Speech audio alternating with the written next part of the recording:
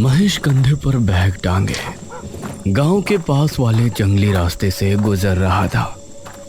उसके हाथ में एक चिट्ठी थी जिसको पढ़ते हुए वो अपने कदमों को आगे बढ़ा रहा था। एक चौराहे पर आकर वो रुका। यहां से कहां जाना है भाई? उसने चिट्ठी को पढ़ा। चौराहे पर पहुंचकर डाकघर जाने वाला रास्ता पकड़ लेना और उसी तरह आप डाकघर पहुंच जाएंगे। वाह, डाकघर वाले रास्ते पर आगे बढ़ना है, लेकिन डाकघर का रास्ता कौन सा है ये तो लिखा ही नहीं।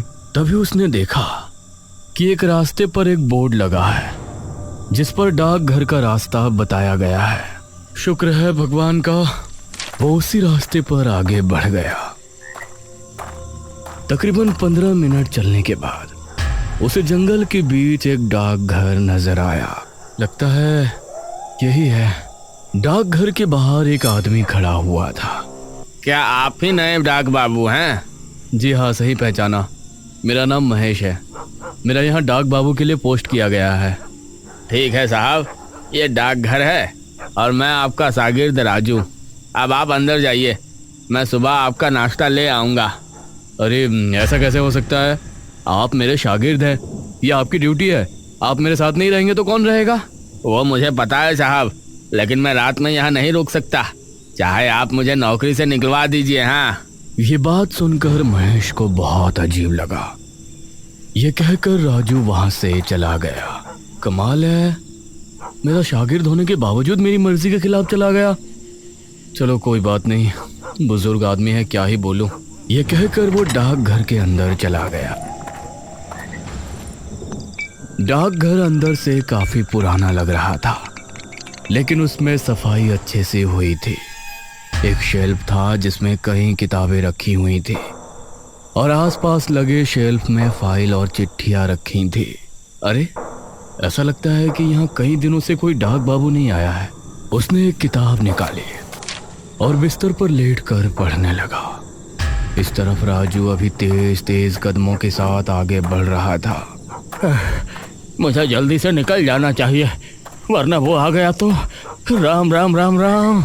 तभी राजू को पीछे साइकिल की घंटी और सांसों की आवाज सुनाई देने लगी।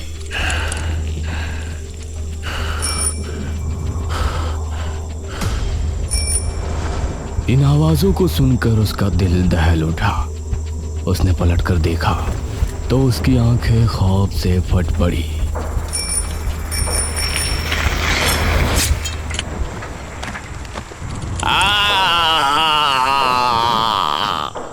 महेश की यहाँ पहली रात थी, इसलिए उसे नींद भी नहीं आ रही थी। करीब 12 बजे अचानक सियारों के रोने की आवाज आई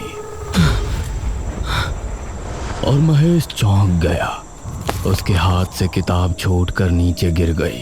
अरे, ये तो जंगल है, यहाँ तो ऐसी आवाजें आना आम बात है।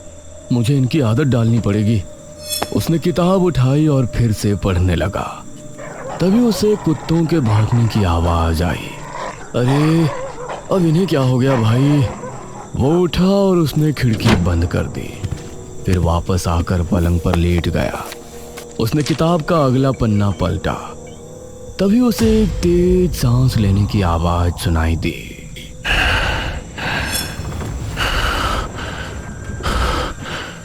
और साइकिल के पेडल के साथ घंटी की आवाज भी सुनाई दी।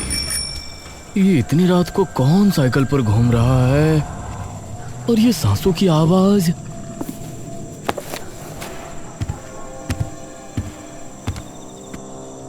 महेश को अब बाहर जाकर देखने की हिम्मत नहीं हुई। जो डर उसने कुछ देर पहले राजू के चेहरे पर देखा था, वो अब अपने दिल में महसूस कर रहा था। वो फिर से बिस्तर पर लेट गया। उसके माथे पर पसीने आ गए, यहाँ तक कि उसने अपने कानों पर हाथ रख लिए, लेकिन वो आवाजें अभी भी उसको सुनाई दे रही थी, जिसकी वजह से उसे पूरी रात में कुछ झपकियां आई, लेकिन नींद पूरी नहीं हुई। सुबह के 6 बजे जब घंटा बजा तो उसकी आंख खुली। हे भगवान, शुक्र है तेरा।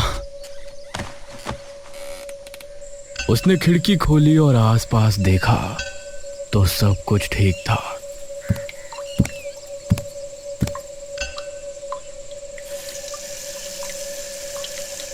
उसने अपना चेहरा धोया और डाकघर से बाहर निकला। इस राजू को अब तो आ जाना चाहिए था। चलो थोड़ा टहल कर देखता हूँ यहाँ आसपास क्या है। लगता है चाय भी किसी दुकान पर पीनी पड़ेगी। महेश टहलने निकल पड़ा।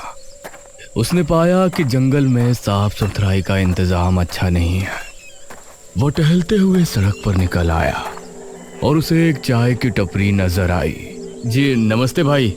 नमस्ते साहब, इस गांव के तो नहीं लगते, कहाँ से आए हैं? सही पहचाना चाचा, मैं वो डाकघर का नया बाबू हूँ। ये सुनकर वहां मौजूद सभी लोग महेश को घूरने लगे। क्या आप उस डाकघर के बाबू हैं? क्या आप रात को वहां रुके थे? ये सुनकर महेश को अजीब लगा। हाँ, अब वहां पोस्ट हुआ है तो दिन हो या रात मुझे ठहरना तो पड़ेगा। इसमें इतनी हैरानी वाली कौन सी बात है? अरे नहीं नहीं, कुछ नहीं। आपको कोई परेशानी नहीं है तो ठीक है, वरना हमने तो यही देखा है कि जो भी डाक बाबू आता है वो या तो रात को रुकता नहीं, और रुकता है तो अगले दिन भाग जाता है। चाय वाले की बात सुनकर अब महेश को राजू की बात ध्यान आई। कैसे वो भी वहां रुकने को तैयार नहीं था।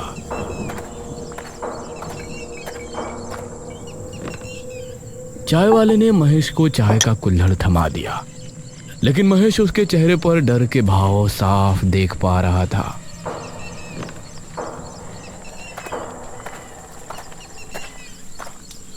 महेश चाय पीकर वापस डाकघर आया तो उसे फोन आया। जी महेश बाबू बोल रहा हूँ। डाक बाबू, मैं गांव का मुखिया बोल रहा हूँ। वो असल में आपका शागिर्द आज आपके पास नहीं आएगा।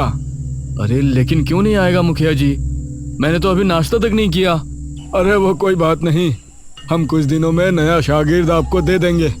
खाने पीने का इंतजाम आपको मैं करवा दूंगा, बस आप कुछ दिन इंतजार कर लीजिए। बड़ी अजीब बात है, कोई पूरी बात बताता ही नहीं। महेश ने फाइल निकाली और अपना काम करने लगा।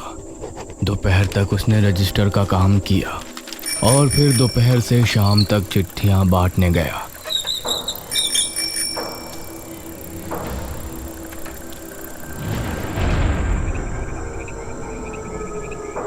रात के समय आज डाकघर को देखते हुए उसकी सांसें तेज हो रही थी। उसने भगवान का नाम लिया और डाकघर के अंदर चल दिया। इसी गांव के एक घर में विपुल अपनी पत्नी निराजना के साथ बैठा था। ए जी, मुझे इस बार बम्बई घूमने जाना है। कई साल हो गए आप मुझे कहीं लेकर नहीं गए। अरे मेरी जान, पैसे तो आने दो, मैं तुमको बम्बई क्या विलायत भी ले जाऊंगा। बस बस, बड़े आए विलायत ले जाने वाले। तभी उसके दरवाजे पर किसी ने दस्तक दी। कौन है भाई? बाहर से साइकिल की घंटी की आवाज आई और कोई बोला, डाक बाबू। अरे ये डाकिये रात में भी आने लगे। विपुल उठकर दरवाजे पर गया तो सामने कोई नहीं था। कमाल है, यहाँ तो कोई नहीं है। तभी उसकी नजर जमीन पर पड़ी तो वहां पर एक चिट्ठी पड़ी थी। ये क्या, लगता है कुछ ज्यादा ही जल्दी में था। उसने चिट्ठी उठाई और पढ़ने लगा। विपुल, मुझे पता है कि तुम्हारे घर की हालत इस समय ठीक नहीं है। तुमको पैसों की सख्त ज़रूरत है और तुम पैसों के लिए कुछ भी करने को तैयार रहते हो, यह भी मुझे पता है। अरे कौन है ये जो मेरे बारे में इतना जानता है? तुम्हारे लिए एक काम है। आज रात 1 बजे के समय डाकघर के पीछे वाले बरगद के पेड़ पर चले आना। मैं तुमको वहाँ मिलकर काम समझा दूंगा। सिर्फ 1 दिन का काम है और उसके तुमको पूरे 5,000 रुपये दूंगा। यह पढ़कर विपुल के चेहरे पर मुस्कान छलक आई। क्या हुआ, क्यों मुस्कुरा रहे हो? किसी की लुगाई का खत आया है क्या? अरे नहीं नहीं, एक काम आया है मेरे लिए, उसे कर दिया तो 5,000 रुपए आ जाएंगे एक ही दिन में। अरे लेकिन है कौन जिसने ये भेजा है? अरे तुम आम खाओ, पेड़ मत गिनो। विपुल मुस्कुराया। उसने चिट्ठी को रख दिया और 1 घंटे बाद घर से निकला। उसके चेहरे पर मुस्कान थी, लेकिन दिल में एक सवाल भी था। एक ही दिन में 5,000 मिलने वाले हैं तो जरूर कोई बड़ा काम ही होगा। ये कहते हुए वो आगे बढ़ रहा था और अभी जंगली रास्ते पर ही था, तभी उसको साइकिल की घंटी सुनाई दी, जिसे सुनकर वो रुक गया। कौन है? उसने पीछे मुड़कर देखा तो वहां कोई नहीं था। अब वो फिर से आगे बढ़ने लगा, लेकिन बार बार साइकिल की घंटी की आवाज उसे सुनाई दे रही थी। वह डर को काबू में रखते हुए बरगद के पेड़ के पास पहुंचा। अरे यहाँ तो कोई नहीं है, बरगद का पेड़ तो यही है। अरे कौन है भाई, क्या मेरा उल्लू बनाया है?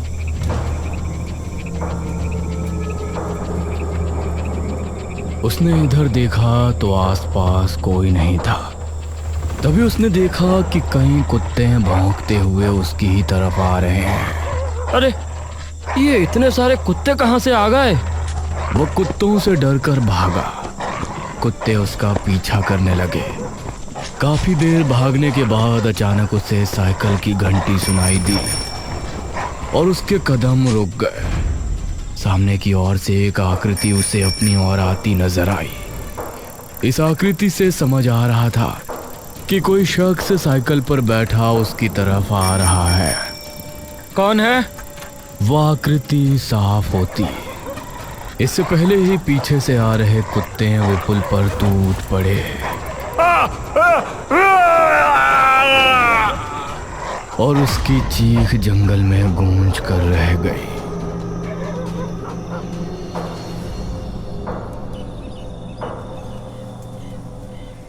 सुबह होने पर विपुल की लाश जंगल में पाई गई। उसकी पत्नी उसकी लाश के पास बैठी रो रही थी। कुछ गांव वालों के साथ मुखिया और महेश भी वहां मौजूद थे। ये विपुल इतनी रात में भला यहाँ क्या करने आया था? इन्हें डाक बाबू कोई चिट्ठी देकर गए थे और ये कह रहे थे कि चिट्ठी लिखने वाले ने यही इन्हें जंगल में बुलाया है। ये सुनकर महेश हैरान रह गया। अरे ये कैसे हो सकता है? मैं तो रात में कहीं कोई चिट्ठी देने नहीं गया। ये सुनकर मुखिया और सभी गांव वाले हैरान रह गए, लेकिन किसी के मुंह से कुछ नहीं निकला। इस घटना को देखकर महेश के मन में कई सवाल उठे, लेकिन जवाब देने वाला कोई नहीं था। वो डाकघर वापस आया और अपने काम में लग गया। अगली रात मुखिया की बेटी नुपुर अपने पतिदेव बलदेव के साथ अपने घर पर बैठी बातें कर रही थी। तभी दरवाजे पर दस्तक हुई। जरा देखो तो जान, कौन है दरवाजे पर? अरे मैं क्यों देखूं? पूरा दिन काम करके थक चुकी हूँ, तुम देखो। अरे इतने बड़े घर में रह रही हो, फिर भी मेरी जरा भी कद्र नहीं है तुमको। अरे वाह, भूल गए, ये बड़ा सा घर तुमको मिला भी है मेरी वजह से। चलो जल्दी से जाओ। उसकी बात सुनकर बलदेव दरवाजे पर पहुंचा तो उसे सामने जमीन पर एक चिट्ठी नजर आई। इतनी रात में भला कौन चिट्ठी देने आया होगा? उसने चिट्ठी को उठाया और पढ़ने लगा। तुम्हारे गुनाहों की सजा तुमको मिलने वाली है। तुमने जिस गुनाह को अंजाम देकर सच छिपा लिया था, अब वो सबके सामने आने वाला है। क्या हुआ जी? आपके चेहरे का रंग कैसे उड़ गया? अरे इस चिट्ठी में लिखा है कि उसने सारी बात नुपुर को बताई। कौन है ये? कहीं से सचमुच कुछ पता तो नहीं? आगे पढ़ता हूँ। मुझे तो बहुत डर लग रहा है। अगर तुम चाहते हो कि तुम्हारा गुनाह अब भी छिपा रहे तो तुम 12 बजे डाकघर के पीछे लगे बरगद के पेड़ पर पहुंच जाओ। मैं वहां तुमको मिलूंगा। बाकी की बातें वहीं होंगी। हमें जाना होगा। ये जो भी है, हमें इसको रोकना ही पड़ेगा। अब बलदेव नुपुर को लेकर घर से निकला और बरगद के पेड़ की तरफ रवाना हो गया। उसे कुछ ही दूरी पर डाकघर भी दिखाई दे रहा था। कौन है? क्या कोई मुझे सुन पा रहा है? तभी इन दोनों को साइकिल की घंटी सुनाई दी। दोनों ने चौंकते हुए देखा तो वही साइकिल सवार आकृति उनकी तरफ बढ़ रही थी। वह बहुत तेजी में था। वो बिजली की रफ्तार से इनके करीब आया और इन पर भी हमला हुआ। यह चीख डाकघर में बैठे महेश को सुनाई दी। इस बार मुझे देखना ही पड़ेगा। महेश जल्दी से उस जगह पहुंचा तो उसने पाया कि बलदेव और नुपुर उसी हालत में मरे पड़े हैं जैसे विपुल की मौत हुई थी। कौन है ये? क्यों लोगों को मार रहा है? कोई जानवर है या राक्षस? तभी उसने सामने से एक साइकिल को आते हुए देखा। उसे आता देखकर महेश का गला सूख रहा था। जैसे जैसे उसका चेहरा साफ होता गया तो महेश के दिल की धड़कन मानो ट्रेन के इंजन की तरह दौड़ पड़ी। महेश ने आगे कदम बढ़ाया लेकिन उसका पैर एक पत्थर से टकराया। महेश गिर गया और उसके सर पर चोट आने की वजह से बेहोश हो गया।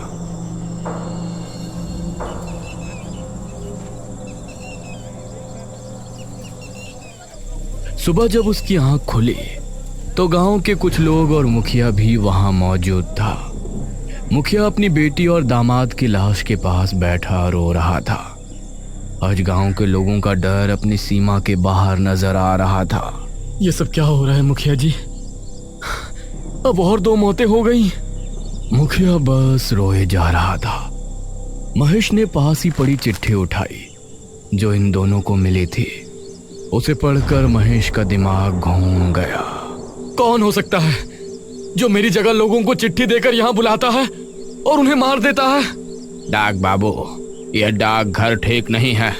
आप भी ना जाने कैसे यहाँ टिके हुए हैं, वरना यहाँ जो भी आता है एक दिन में ही डर कर भाग जाता है। सच कहूं तो मैं भी भागने वाला था, लेकिन मुझे नौकरी की सख्त जरूरत है, वरना रातों को साइकिल की आवाजें, कुत्तों की भौंकने की आवाज और सियारों के गुर्राने की गरज, इन सब से डर तो बहुत लगता है। क्या आपको भी वो आवाजें सुनाई देती हैं? हाँ, आप लोग मुझसे क्या छिपा रहे हैं? जब आप उन आवाजों के बारे में जानते हो तो कुछ और भी जानते ही होंगे। इस पर मुखिया ने जवाब दिया, हमारे गांव में गायत्री नाम की एक विधवा अपने बेटे आर्यन के साथ रहा करती थी। उस समय मैं मेरे घर का निर्माण करवा रहा था। वह वहां मेहनत मजदूरी करती थी, अपने बच्चे को पाला, उसे अच्छी तरह पढ़ाया लिखाया था। आर्यमान ने पढ़ लिख कर अपनी माँ का नाम रोशन किया और इस गांव का पहला डाक बाबू बना। लेकिन ना जाने एक दिन उसके साथ क्या हुआ, उसकी लाश जंगल में बुरी अवस्था में पाई गई, जैसे उसे किसी खूंखार जानवर ने नोच खाया हो। उसकी मौत देखकर उसकी माँ सुध-बुध खो बैठी थी।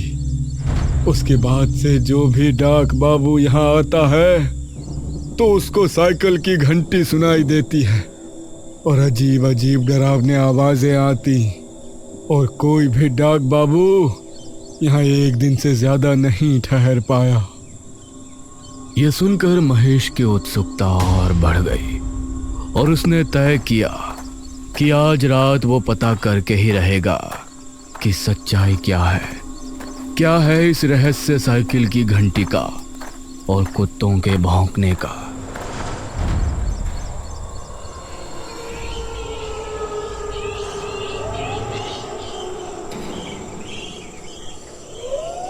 रात होने पर महेश डाकघर के दरवाजे पर खड़ा हो गया।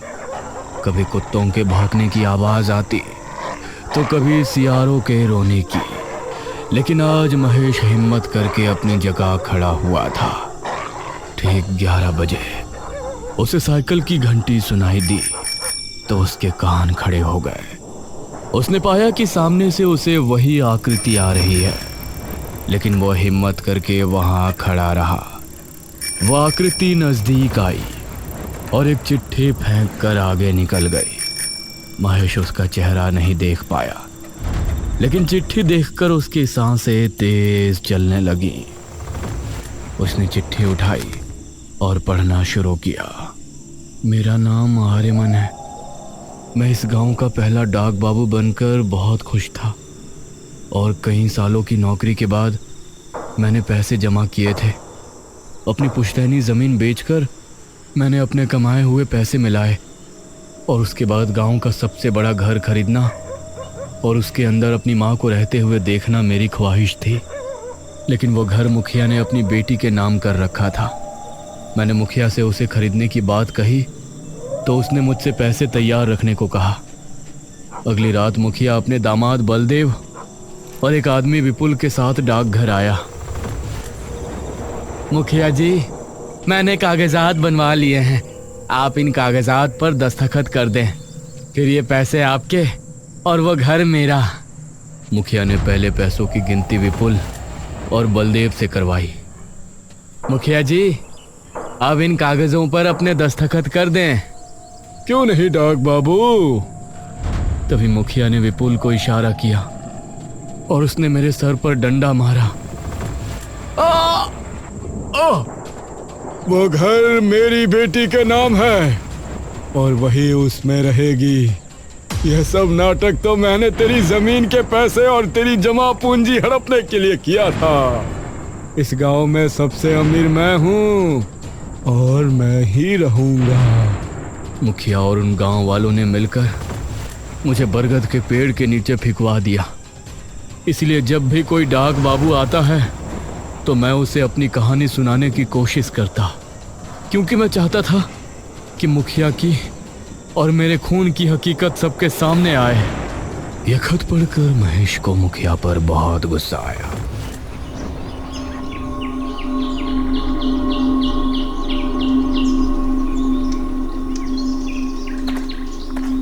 वो अगली सुबह मुखिया के घर पहुंचा।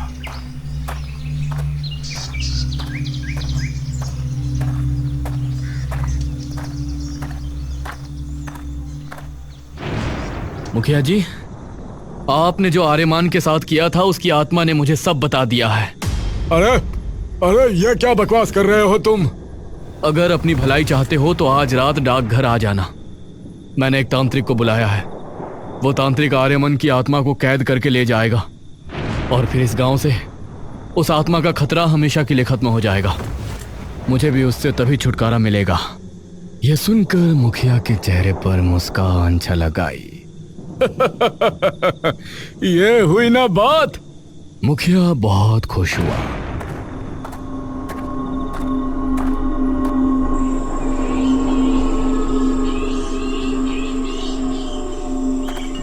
और रात होने पर वो डाकघर पहुंचा।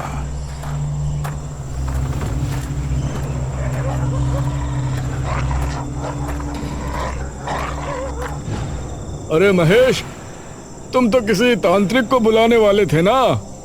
कहाँ है वो तांत्रिक? अब आप आ गए हैं तो वो भी आता ही होगा।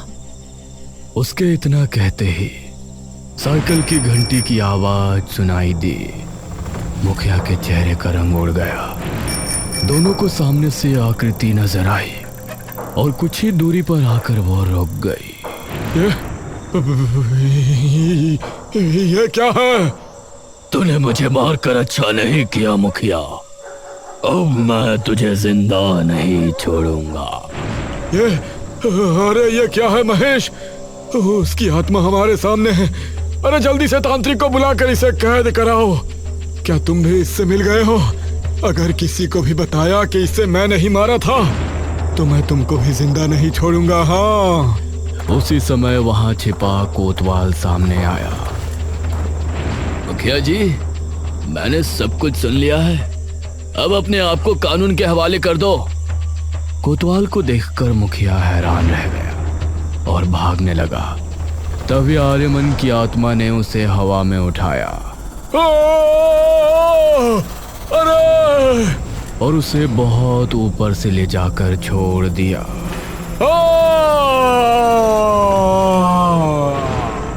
ज्यादा ऊंचाई से गिरने पर मुखिया की मौत हो गई। अब मेरी माँ को उस घर में पहुंचाना भी तुम्हारा ही काम है महेश। मैं जरूर करूंगा।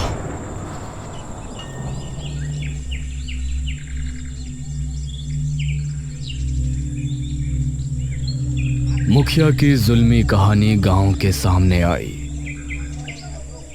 अब महेश के बयानों को लेने के बाद कोतवाल के जरिए आर्यमन की मां को उस बड़े से घर में रहने की इजाजत मिल गई।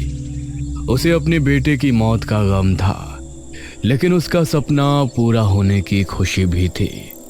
उसके बाद महेश अच्छे से अपने काम में लग गया।